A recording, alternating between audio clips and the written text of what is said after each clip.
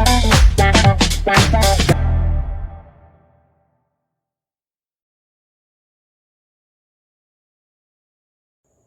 Students, light reflection and refraction में आज हम पावर ऑफ लेंस पढ़ेंगे। तो पावर ऑफ लेंस एक्चुअल में डेफिनेशन क्या बोलती है? Power of lens is the reciprocal of its focal length. हमेशा मैं आपको कहती हूँ रटो नहीं, कॉन्सेप्ट को समझने की कोशिश करो। देखिए, अगर आप पावर फाइंड आउट कर रहे हो लेंस की, तो लेंस का काम क्या है? रेज को, जो पैरेलल रेज आ रही है उसको फोकस करना, कन्वर्ज करना, ठीक है, फोकस पे लाना। तो वो कितनी जल्दी और कितनी पावर के साथ फोकस करती है, वही उसकी पावर कहलाती है। अगर जल्दी फोकस करेगी तो क्या होगा? फोकल लेंथ तो कम हो जाएगी। अगर जल्दी फोकस करेगी तो पावर ज्यादा होगी। अगर देर लगाएगी फोकस करने में तो पावर कम होगी। आप ऐसे समझिए, कोई लेंस अगर फोकस कर रहा है, अगर वो टाइम लगा रहा है फोकस करने में, रेज को, पैरेलल आ रही रेज को फोकस करने में टाइम लगा रहा है, तो ऑटोमेटिकली क्या होगा? इसकी पावर कम होगी जो देर लगा रहा है। और जो देर लगाएगा फोकस करने में, मतलब क्या है? फोकल लेंथ क्या होगी? देखिए, डिस्टेंस ज्यादा होगी। कहां से? ऑप्टिकल सेंटर से फोकस की दूरी ज्यादा होगी।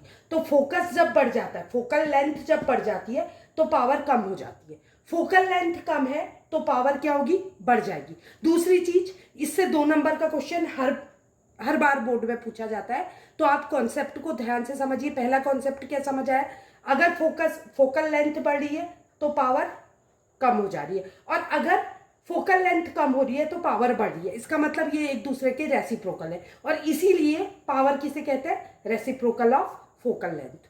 और इसकी एसआई यूनिट जो होती है वो डायोप्टर होती है। और डायोप्टर कब होगी? जब फोकल लेंथ मीटर में होगी। न्यूमेरिकल में कई बार सेंटीमीटर में कंफ्यूज करने के लिए बच्चों को दे देता है फोकल लेंथ को सेंटीमीटर में, और बच्चे निकाल के पी डायोप्टर में लिख देता है। तो वो टोटली इनकरेक्ट है। अगर सेंटीमीटर में दिया है तो आप उसे मीटर में कन्वर्ट करेंगे, उसके बाद न्यूमेरिकल सॉल्व करेंगे। First thing. सेकेंड थिंग, कभी कभी ये भी पूछा जाता है कि एंगल ऑफ कन्वर्जन किस में ज्यादा होगा। मतलब पैरेलल रे आ रही है, कन्वर्ज होके यहां मिल रही है, तो एंगल ऑफ कन्वर्जेंस किस में ज्यादा होगा? जिसकी फोकल लेंथ क्या होगी?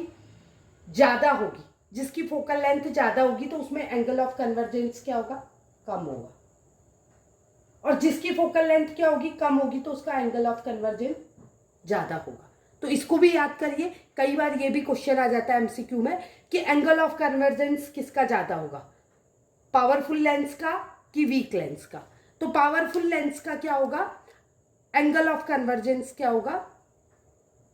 ज्यादा होगा, क्योंकि उसकी फोकल लेंथ कम होती है। फोकल लेंथ कम तो एंगल ऑफ कन्वर्जेंस ज्यादा, फोकल लेंथ ज्यादा तो एंगल ऑफ कन्वर्जेंस कम होगा।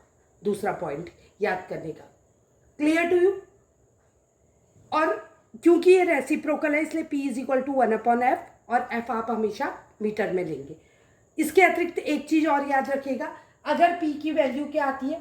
पॉजिटिव आती है। कब पॉजिटिव आएगी P की वैल्यू? अगर फोकल लेंथ पॉजिटिव होगी। और फोकल लेंथ पॉजिटिव किस में होती है? कॉन्वेक्स लेंस में। तो लेंस क्या होगा हमारा? कॉन्वेक्स होगा। अगर हमारा क्या होगा? पावर नेगेटिव आती है, इसका मतलब फोकल लेंथ नेगेटिव है। फोकल लेंथ कब नेगेटिव होती है? कॉनकेव लेंस में। तो अगर पॉजिटिव है तो कॉन्वेक्स लेंस है, और अगर नेगेटिव है तो कॉनकेव है। आई होप आपको वीडियो पसंद आया होगा। अगर पसंद आया तो लाइक, सब्सक्राइब और शेयर करें। Thank you.